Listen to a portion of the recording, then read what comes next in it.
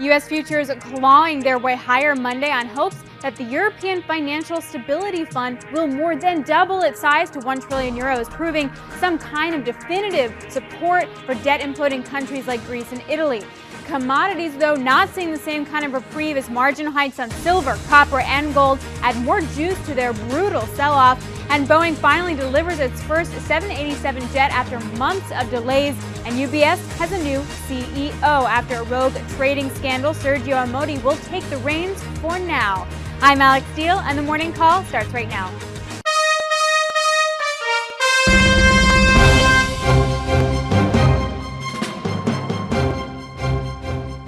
Good morning. I'm Scott Redler, Chief Strategic Officer with T3Live.com. And I'm Alex Steele with The Street, and together we bring you the morning call. Scott, I read a pretty bearish note over the weekend from S&P, the Chief Technical Strategist, Mark Arbiter, who basically said we're going to take out those August lows very, very soon, and that a strong U.S. dollar is just going to slaughter stocks and commodities for the medium term. What do you think about that statement? I think it's interesting because in my note I'm preparing to be on later, I said it pretty similar to the same thing. And I'm thinking that if we're going to get that break, the break's going to probably happen within the next 4 to 7 sessions. But there are a few cross currents this week that might not make it happen as soon as people want it because A, you have the end of quarter on Friday. Right. So that means some people might want to window dress. I'm not sure who's window dressing, who's winning. Obviously the Bears are winning, so maybe they want to window dress it down. They want to be like, I'm out, I'm in cash, right. Exactly, but you do also have some mutual fund only or buy only funds that their year ends on Friday, and they might have some cash that they have to put to work. They might try and make themselves not look that bad, so everyone might want the break now, but this week could be a little bit complicated. Well, the note did say that we could see more like a quick counter trend rally up before we see that next leg and take out the lows and then go to like the 1050 level. So I wanted to see what levels you were watching, especially this week. I fully agree, and I think there's an area to watch for a bounce back to maybe sell this strength. Maybe you can make some money long in a QT type way. So look at the chart of S&P. Right here was that move that we had in the S&P down to those recent lows. This is 1101. We've been in this lower flag type pattern now for almost 8 weeks, and this continuation pattern doesn't stay this tight for so long. But going from our push through failure, you weren't here, and I missed you a lot last week, Alex. Oh, sorry, I was on gold. This was the spot right here at that push through failure, that 1220. This was your sell signal.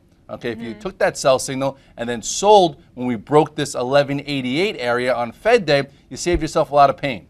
So now we're at the bottom end of the range. What I think could happen if we do get a bounce back, if some of those dressers want to dress them up into the end of the quarter, the bears will probably try and defend this 1160 to 1167 area. This is that broken, rising trend line that you do get a retest, and if we could sell right here, then perhaps we get that move lower. So from this extreme point, we have room to about 1160, 1165. If we fail there, then I think the bears will get some conviction for that break, and I'm going to try and trade that break as well because there are a lot of problems out there right now. Right, I was going to say, so then what would your strategy be? Maybe buy some now, sell when we hit that 1160, 67 area, and then short on the way down? Is that kind of what you're setting up for? That would be like my if-then statements in my head. It's a little bit of a problem, though. We're up 18, 19 handles right now, so we're about 1147, so that doesn't leave that much room to get to that resistance. So, I wouldn't chase this up open and just start buying, because it's like, oh, we think we could bounce to midweek. It's not going to be that easy. There's going to be volatility for sure, so you can wait for a lower entry. Exactly. All right, so let's get to Sector Spotlight. We want to test the temperatures of the ETFs to see what you want to actually be buying and what you need to avoid.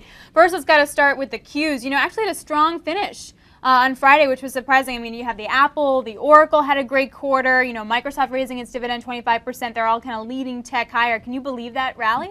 I think if you want to be in long something, the Qs and tech have been the place to be. They're the cleanest balance sheets. They still have some growth. Some of them are giving dividends, like Microsoft raised theirs. You look at the chart, though, on the Qs, it'll show you why. It's showing relative strength, where you just saw the spiders at the bottom end of this range, and the Qs just tried to break below this rising channel, which is a bit of a concern, but it also shows you that it's holding higher. Right now, for a short-term trade, I would think that this fills the gap. So if the Qs get above this 55, I think you have an easy trade back to fill this gap, which stands right here at the low of about 55, 37. But then the bears will probably want to defend this 56 to create a lower high after this push-through failure from last week, but it is holding up better. All right, so a little more juice there, and I wonder if it's the same thing with retail. Also held up really well Friday. Nike had a really good quarter and great profit margins, and no one talked about it on Friday. Got completely overshadowed. So, I mean, that also might be the same kind of strategy? Yeah, a lot of good earnings are getting overshadowed because of the macro headlines. But that is where the bulls are hanging their hat, that corporate earnings are going to be good. But that's why this quarter is going to be so important to see, can they come in line and do they pre-announce the future quarters, because we did see somewhat of a slowdown. So maybe they smell that coming along. But RTH is this group, just like tech, is holding higher. So if you take a look right here, you'll see that this actually has been holding this uptrend. So if you're looking for relative strength, the Qs and retail are somewhat of the place to be. It has a small gap to be filled here. And then 106 is going to be an area that the bear is going to try and defend. And if you want to have a high level stop, you could be in this group. But if it starts breaking below 102, this sector could be in trouble. And we do see things change fast. And talking about quarters, interesting because Oracle's quarter didn't count September. And I wonder if Nike was also the same thing because they reported in September, so they didn't account for all that slowdown. So definitely something to watch out for those technical break levels. Exactly. All right, industrials, not the same kind of story. Are they just totally rolling over here?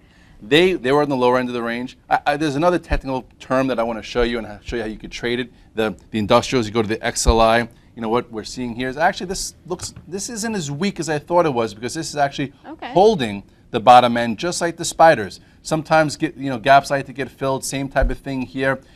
For this group, perhaps it trades above this 29.59, which I believe it's opening up. Fills this gap up to 30, and then some are going to look to reshort this area up to 30.50. So again, we could see a retest of this rising little uptrend, and if it fails there, that's when we get that move lower. But this isn't showing extreme weakness like, just say, the OAHs. Right. Well, then let's go to the OAHs. And obviously, they're getting dragged down by commodities prices, in particular, obviously, oil prices. But I was reading some notes over the weekend that just said, supply and demand fundamentals, that oil is going to be supported, that this sell-off is a little exaggerated. Well, I think oil is around 79.80. I think, we touched 76. Brent's so at least close to 100. Exactly, but I think they go lower.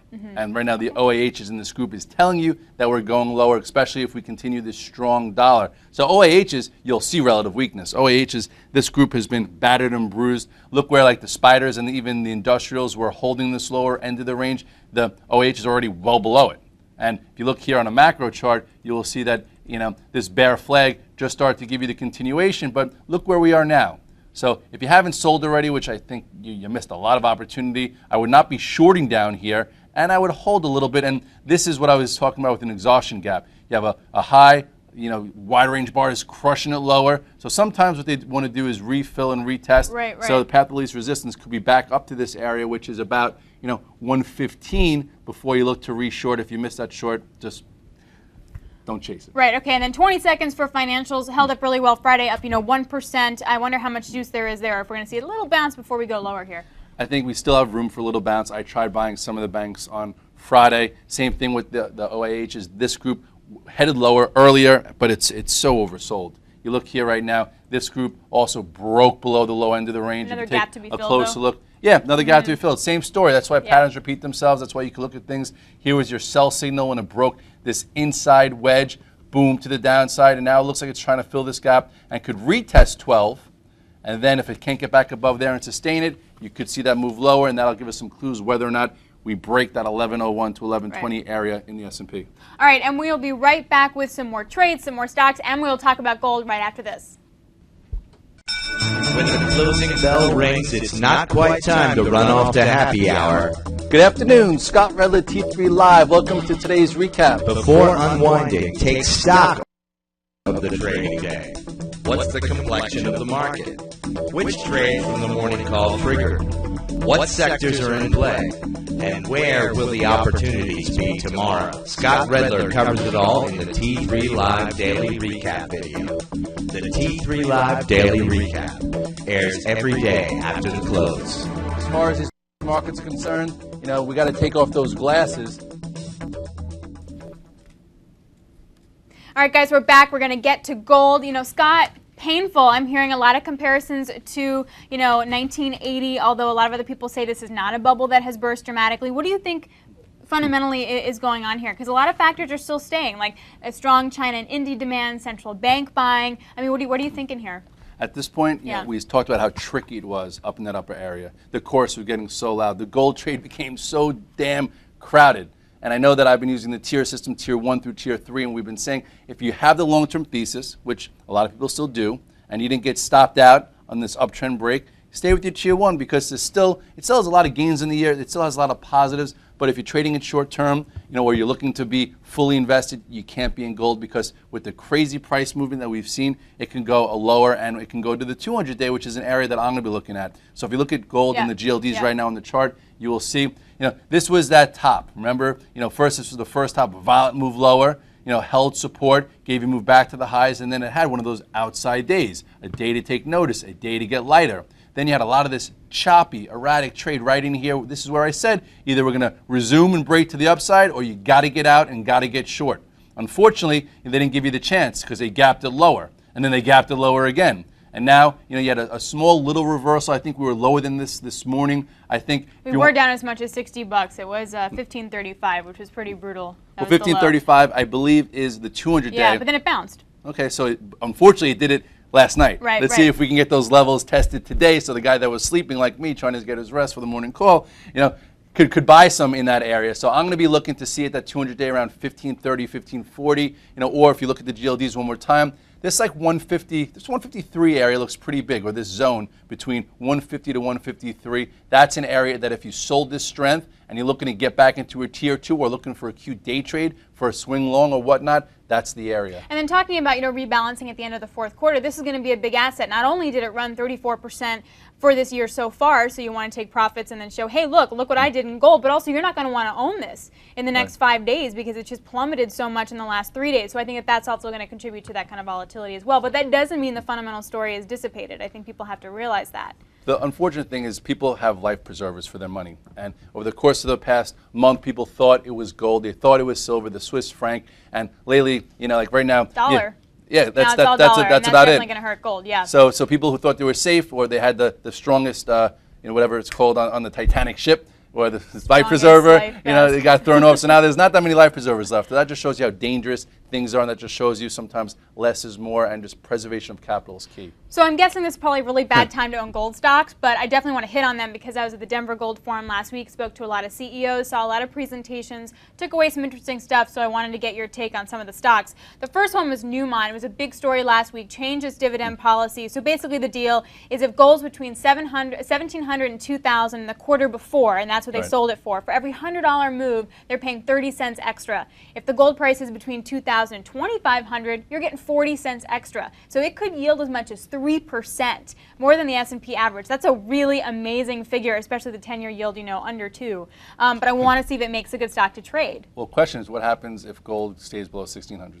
Well, then they still go, it still is correlated to how they sell the gold. So it's just less. Just less. It's still correlated. So if I sell the gold for $1,000, then it's related to that sale in the next quarter. There you go. Well, Newmont, it caught fire. It broke above that downtrend. A lot of people thought with gold potentially going over 2,000 for a lot of those reasons that Newmont, was a must own, and just shows you how you can't get excited about anything in these markets. That it's really pricing and timing. And if you look here at Newmont, you will see Newmont had a nice run. We've spoken about Newmont. It did hold it better though than the rest last week, I have to say, and I wonder if that's because of the dividend. But anyway, go ahead. It could be. So this was your entry. This is when it broke above 58. It broke this downtrend, gave you some nice moves all the way up to 70. And then if you take a closer look here, you didn't get the chance to sell it with an outside day, but this was an inside day closing the lows at a little bit of a sell signal. And now it's holding above, what is this, the 50-day? So if it's holding above the 50-day, it's still okay. If you sold some into the strength, perhaps you could buy some back if you were looking for an entry in Newmont around the 50-day for longer-term holders. That's where some institutions want to buy it, around 60, 50. If you want to get involved, just do a tier one. Don't do anything more than that. And then let's go to Royal Gold, because I feel like if gold prices can stabilize and sort of move around and consolidate, that this might be a good stock. Because if risk is really on, Royal Gold's kind of boring. It's a royalty company. But if risk is totally off, this is a safer, quote-unquote, way to play it. You're going to pay a premium, but you're getting a safety play. So let's take a quick look. RGLD? There you go. It just shows you also this is a high beta name versus Newmont, obviously in gold, and it already came back and retested this breakout. So if you look right here, this is when we spoke about, they want to buy that? Yeah, that's my phone. Yeah, calling me right away to go buy a stock. There you go. Above 70, it went as high as 80 or so. Look at the push through failure here, guys. I want to show you this because this is a sell signal. People make fun of me when I say push through failure, but this is when something tries to break out, closes on the low. That means there's no sustained commitment. You sell some. I don't care what stock, what sector. From here, 3-day down move. I guess if you had to be long versus this 69.36, I'd rather see you buy it here than up there, but it needs to prove itself that it's going to hold this range. And then what about Randgold? I talked to the CEO, Mark Bristow, who is just a pistol. I have a couple of videos and articles up at the street. You should definitely check them out. He tells it like it is, which is very refreshing. He's not going to pay a higher dividend. It's 0.2%. He's like, I'm not going to be bullied by investors, but you're getting some seriously high-grade gold, like 4 grams per ton. Other companies are looking at like 0.89 grams per ton. Makes a big difference.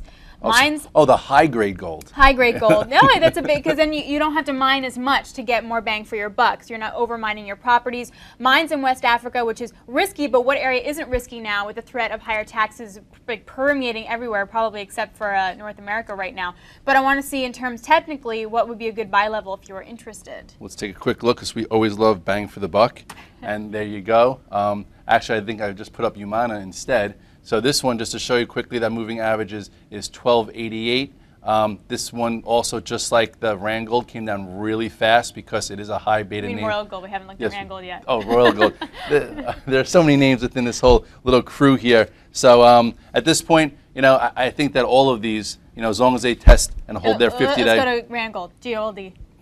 There you go. GOLD. My fault. We're going to get you there. Yes. We got you there. Here we Okay, go. there we go. See, this one also, it had a bit of a reversal type day there. It broke this upper end with a gap, which traps this whole crew here. So it is coming in to test a prior breakout area. So, from 115 down to around this 90 and change, I do think if you're looking for an entry, just a tier 1, because gold and gold stocks are going to have to prove that they can be bought on this dip, because these situations are very, very violent, and a dip could turn into a much bigger dip. Absolutely. All right, we're going to go some quick ways to make some cash. We don't have a lot of time, so we're going to go really fast. Netflix, what are you doing with the carnage? I think some traders are trying to position in this 130 area. They think it's very oversold. I think it's a very speculative trade. I'd rather see you trade it intraday. If you look here at Netflix real quick, you will see that it's trying to hold this lower end. I'd say if it can get above 135 and hold, you do have a shot for a move to 140, 148, but it's just for the trader, for the investor. The stock's broken. All right, and then what about Apple? It's opening lower today. It's they're trying to get Samsung's Galaxy out of Australia, trying to ban it for patent reasons. This lawsuit's heating up. What are you doing? Well, Apple's been trying to hold higher, and this is my go-to name. We said sell it into strength. When it was 7 days up or 6 days up, I was looking at this 396 area, as support. And as long as it holds above this, I think you could stay long. But if it does not hold this 396.70, you have a gap that could be filled to 390, and there's a shot we get to 385. So this will also be something to watch for the psychology of the market. If Apple can't hold this upper range and starts to head lower, I think that might create some fear in tech. All right, so we have 4 stocks, not a lot of time. Hewlett-Packard, market's not liking Meg Whitman here. How would you be trading this? If you have a 10-year time horizon, maybe you buy Hewlett-Packard. Otherwise, you avoid, because you're parking money. All right, BIDU. Is it a leader anymore? What are you doing? BIDU, we got stopped out last week when it broke, I believe, below like one. Or is it one? Actually, it was so long ago because it happened early. Let me just show you real quick on the chart. Here, it was right here, about 137. Okay, that was where we got stopped out. And now it's trying to find some support around 120. It's got some room back to 130, but it could be dangerous. All right, Intel, is that a leader now? Up 2.5% Friday. How would you trade? Intel, people are starting to park some money. They like the story. It showed relative strength last week. I think if you need to be in one of the mega cap names, I like Intel. Microsoft, dividend increase 25%. Does it make it more sexy to trade? A little bit. A little bit. A little Okay. bit. You put some lipstick on that thing. Anyway, Microsoft, had a decent move, and then look at this wide range bar right away. Took it out. That's why we never buy strength in Microsoft. It never lasts. But around, I'd say this 24 area or 25. Maybe you stay with some. I think it's safe for money. Probably safer than putting it in some currency in some foreign market. You have nothing better to know about. Caterpillar, getting hammered. You want to avoid? I've been trying to avoid Caterpillar. Everyone always says, can I buy Caterpillar? Can I buy Caterpillar? And every time I've seen it, it's below every moving average. It's technically weaker than a lot of other things. At this point, perhaps it's oversold enough for a trade. If you look here, it's just been ugly, just heading lower, below all these moving averages. I guess above this little spot of 76.50, you can get a move back to 80-ish. But I think there's going to be a wall of resistance there, so just be careful with Caterpillar. I know it's a name you know. Doesn't mean it's a safe place to be. All right, I'm just going to take that as the end and say be careful. If you're going to be careful in Caterpillar, you should be careful out there in the markets and look for those opportunities and not be afraid of cash. Yes, cash is king. Preservation of capital is king. A little less is more. There's a lot of money to be made, but you need to be thinking clearly. And I've been telling my traders, trade within your bounds. Because in times like this, if you think you could do more, then you could, with your risk tolerance, you're going to get hurt and you could be put out of business, and there's no reason to be put out of business. All right, that's it for us for today. I'm Alex Steele from The Street. And I'm Scott Redler, T3 Live. Follow us on the virtual trade floor or take a look at the recap. Have a nice day trading.